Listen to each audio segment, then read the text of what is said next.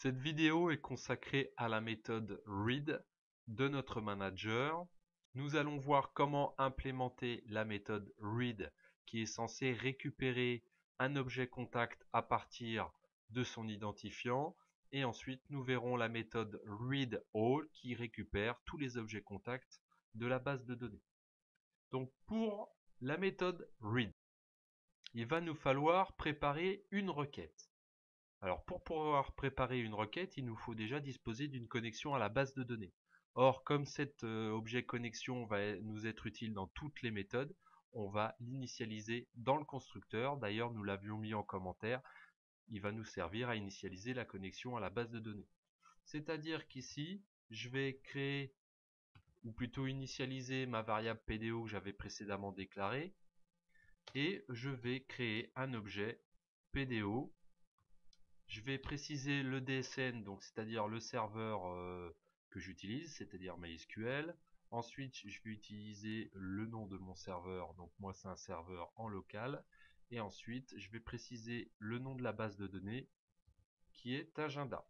Ensuite, je vais spécifier le nom de l'utilisateur de la base de données qui par défaut est root et il n'y aura pas de mot de passe. Maintenant, je dispose de mon objet PDO, je vais pouvoir l'utiliser dans la méthode read. Donc je reprends cet objet PDO. Ensuite, cet objet PDO va me permettre d'appeler la méthode prepare.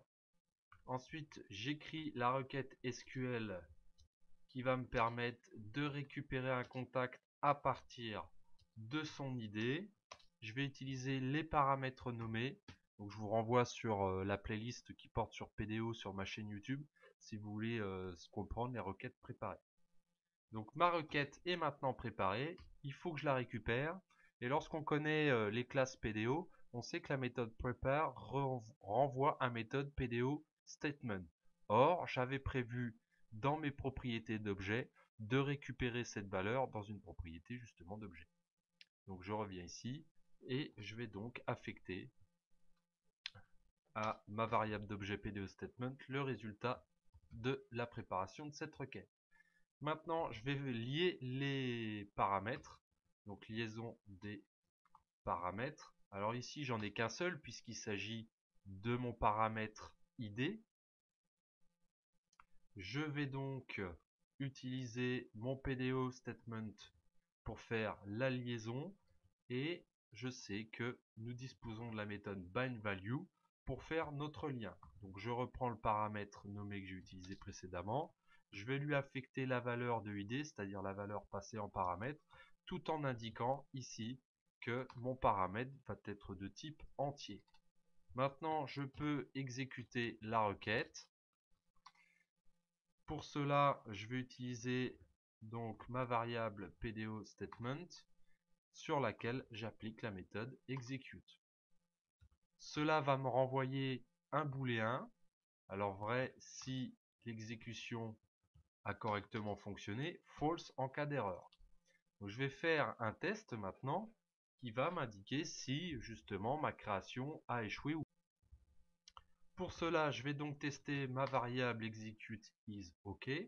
Ensuite, je vais récupérer l'objet qui correspond à l'exécution de ma requête et je vais le stocker dans ma variable contact. Donc je vais prendre $contact égale $this PDO statement et là-dessus je vais appeler la méthode fetchObject qui va me permettre de récupérer mon résultat de requête sous forme d'objet. Je vais spécifier que mon objet doit respecter l'entité contact. Donc vous êtes obligé d'utiliser le nom pleinement qualifié, c'est-à-dire avec le namespace. Vous ne pourrez pas utiliser contact direct. Donc ça, c'est si la requête est OK, on va réaffecter le résultat de la requête à la variable contact. Maintenant, je vais tester l'objet de mon exécution. Donc je vais faire si $execute is OK. Ici, on va récupérer le résultat puisque l'exécution a fonctionné. Récupération de notre résultat. Par contre, si ce n'est pas le cas, on va retourner une erreur. Donc ici, nous allons faire un return false.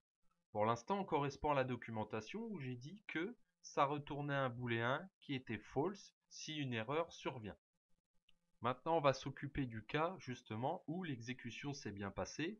Donc deux scénarios possibles, soit il y a un résultat et on doit récupérer l'objet pour le retourner au programme appelant, soit on doit retourner la valeur nulle pour indiquer qu'il n'y a pas d'objet. Alors le problème de PDO avec fetch object, c'est qu'il renvoie false s'il n'y a aucun résultat, et l'objet s'il trouve justement une correspondance. Donc comment faire la différence entre le false qui veut dire j'ai pas de résultat mais tout s'est bien passé, et le false qui veut dire il y a une erreur d'exécution? Eh bien on va justement retourner nul à la place de false lorsqu'il n'y a pas de correspondance. Donc on va faire si $contact est égal à false. Dans ce cas-là, on va retourner nul qui va indiquer au programme appelant qu'il n'y a aucune correspondance dans la base de données, mais que tout s'est bien passé. Sinon, on va indiquer que l'on va retourner le contact, ce qui veut dire qu'on a bien un résultat. Et là, je suis bien en accord avec ma documentation qui dit ici que je retourne un booléen false ou un contact s'il y a un résultat ou nul si aucune correspondance n'est trouvée.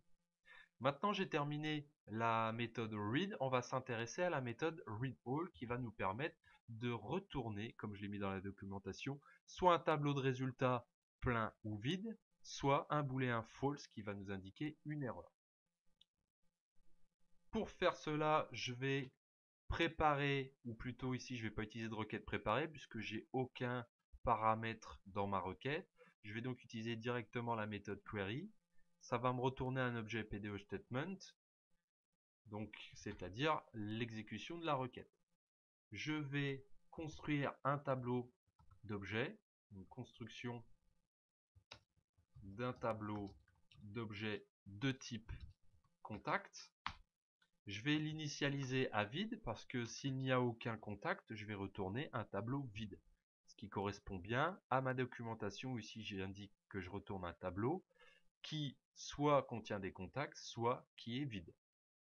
Pour cela, je vais faire une boucle. Donc, je vais boucler sur la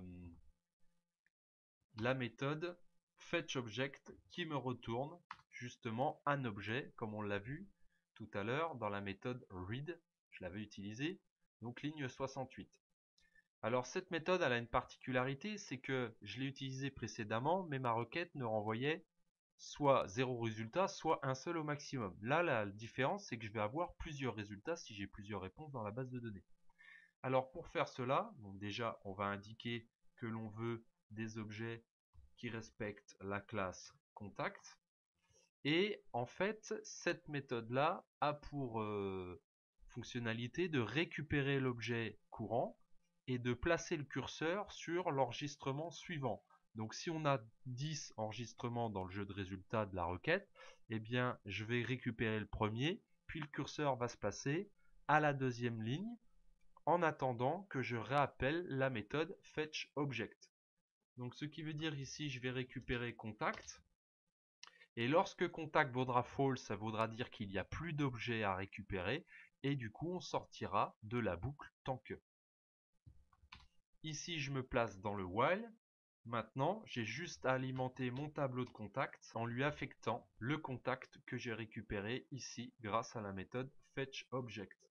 Une fois que mon tableau est construit, je n'ai plus qu'à retourner mon tableau de contact, donc soit qui sera vide s'il n'y avait aucun résultat, soit qui sera constitué d'objets contact. Voilà, j'ai terminé la méthode read et readAll. Je vous invite à découvrir les vidéos qui vont permettre de créer, de mettre à jour ou de supprimer